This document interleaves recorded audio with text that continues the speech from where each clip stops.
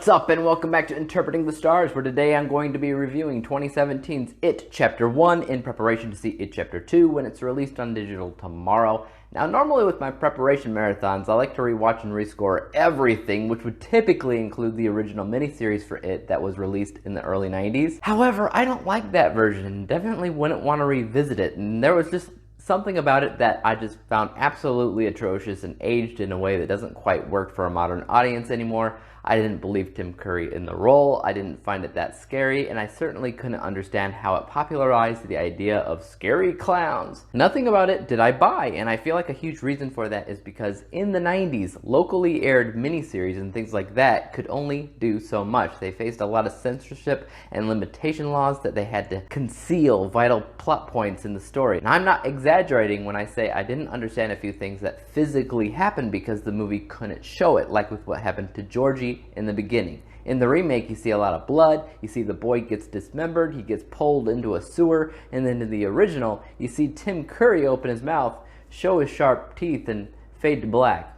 That's it. I feel like you need to see these things happen in order to fully embrace the magnitude of the danger that these kids are actually in, and in 2017 they didn't have those limitations or censorship problems. So they could basically show whatever they wanted to show, and that's really important to me because I hate censorship. Censorship basically orders filmmakers around and changes their vision, which isn't cool. Anyways, let's talk about the remake, starting with part 1. So It follows around a group of kids known as the Losers Club as they all encounter some kind of supernatural predator that takes the form of whatever they fear the most in order to disable them and lure them into his underground lair. His name, of course, is Pennywise, and the form that he takes the most is the clown. These kids band together in a group effort to take him down before he takes them down to a place where allegedly they all float down there.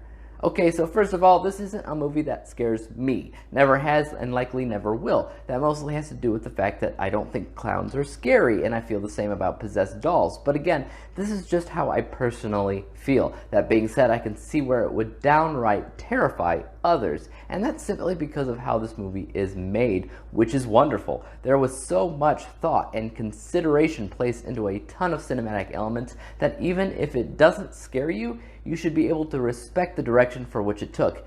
I honestly feel like it did so many great things that a video just listing off the great things would take forever, so all I can really do is highlight the best of the best. 1. The acting performances. I can't really list off a single person here that seems to stand out because they all stand out to me. If I were to pick a single person, it would have to be Sophia Lillis as Beverly, and I guess Bill Skarsgård as Pennywise, but to be perfectly honest with you, everybody did an impressive job in the role. Never once did I not believe they were who they said they were, or they were feeling what they claimed to be feeling. Also, they all played relatively diverse yet believable characters, which helped set them apart from one another. Not one character blends in with any other, and that helps give each character credence and individual importance into what's happening in the film. Beyond all that, they all had insane chemistry with each other in a similar way that the kids have chemistry together in Stranger Things. 2. The dialogue itself in the film is undoubtedly memorable, even if I don't always understand it. I personally don't get the significance behind the line spoken over and over again, which was, they all float down here, you'll float too. I don't know what that means. I don't care what floats or if I'll float or whatever, but the way that it is spoken is often very creepy. And 3, this is a pretty deep story when you think about it because it centers around the personified version of the analogy of facing your fears. Each character in this film is going through something incredibly personal. They all fear something, whether it be something physical, an idea, an intrinsic force, or what have you, and each character must face those fears throughout the runtime of the first movie, and Pennywise is the perfect common denominator for them to do that with. Unfortunately, once you go through the trouble of facing your fears, what kind of deep story can the sequel even have? Only time can tell, but I can say that I'm kind of worried. 4. Any and all to do with the BTS, behind the scenes. My scoring looks at visuals, cinematography, editing, advertisement, and the music and sound, and each subcategory here got perfect remarks, from the makeup on Pennywise to the production design of the sewers to the way certain shots are filmed to the extending feeling of uneasiness like the hidden and not so hidden Pennywise shots, the editing itself, particularly when Pennywise would make himself known to these kids, and the music and sound. While I wouldn't say the score is anything incredible, the sound editing was. It's like the sound engineers knew what scared people people based off of the sound alone, and that was really impressive. Like with the kid freaking out in the library, a headless zombie is chasing him, and the crazy music is going on, which cuts out for a split second, and you hear Pennywise say, "Hey, egg boy." And it cuts to Pennywise going crazy, running towards him, and the way they often use different lenses, almost stretch out the scene, is always improved what's been going on in those scenes. As a whole, this film was not only entertaining, but it also exceeded my expectations because I never expected anything great from it. I didn't, particularly because I don't care that much about scary clowns. I don't understand that phenomena, but finally, I've seen a movie that put together by people that are passionate about what they're doing, because this film shines in all the right ways. Pennywise could be anything. I don't care, because I'm focused on the filmmaking process, which was stand out on its own in practically every way. And before you ask, no, it's not a perfect movie. It still has some faults in there as well, particularly when it came down to the narrative. The movie does a great job getting you acquainted with these kids, their backstories and everything.